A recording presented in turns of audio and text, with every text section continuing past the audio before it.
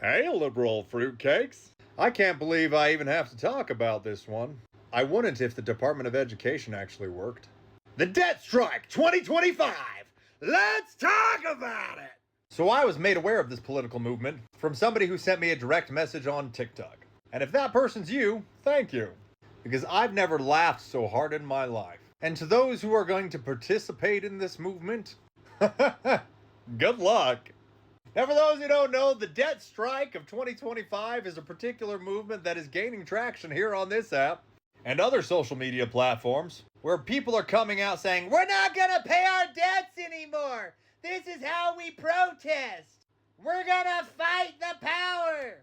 And you know, I guess this is a technically peaceful protest, but man, our education system most definitely has failed if you think this kind of protest is a good idea.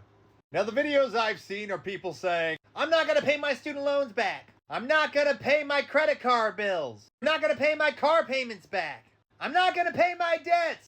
And there were even some who went even further and said, I'm not going to pay my rent. I'm not going to pay my utilities. I'm not going to pay my phone bill. And those last three have really quick consequences. Like super simple, and pretty much everybody knows what's going to happen. If you don't pay your phone bill, your phone will no longer worky.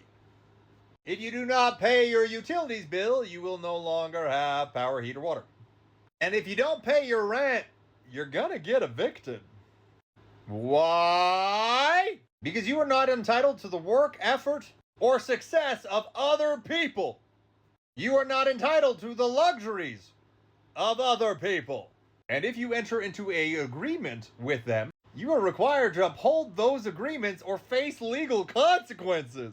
Those legal consequences for rent, utilities, phone bills, those are all really quick.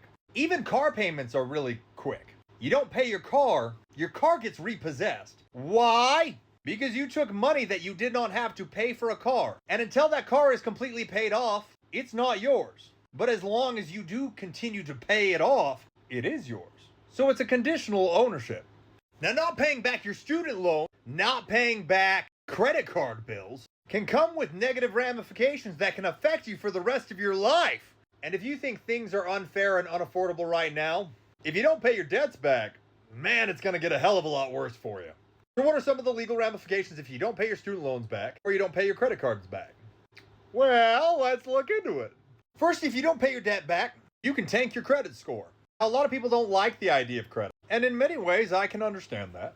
But credit scores are a way of loan officers, or people with money, or items, or services, to in layman terms know if you're good for it.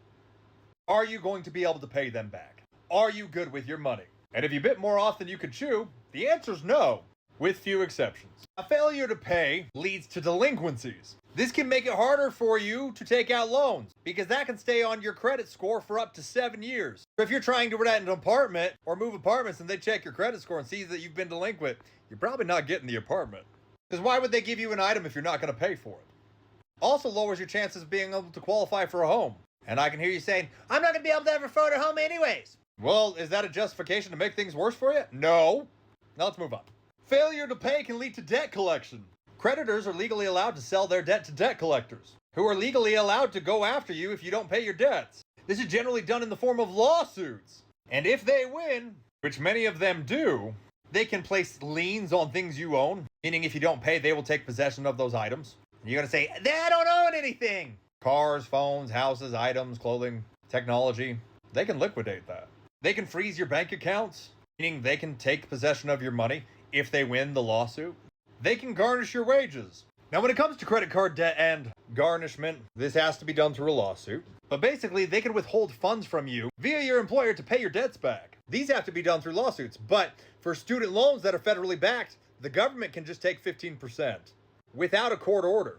Now, this is disposable income. That's after you've paid all your taxes. But just to clarify, when it comes to garnishment, private citizens have to require lawsuits in order to be able to garnish your wages. The federal government can do it if you don't pay your taxes, if you don't pay your student loans back. And it can make you ineligible for student loan forgiveness if it ever came about, or if your loans were eligible for that. It also can disqualify you from income-driven payments if you don't pay your student loans back. And if you don't pay your loans back or your debts back, if you had a cosigner, they're on the hook for it. So not only can your choices affect you and your future, but it can affect those who helped to get the loan in the first place. So if you co-sign for somebody who wants to participate in this, yeah, you might want to take your name off that loan. Not legal advice, not financial advice, just a thought. So if you're one of the few who think that this is a good idea, good luck. If you think your life isn't going well right now, you just might be ruining your future. And it can always get a lot worse. Have a good day!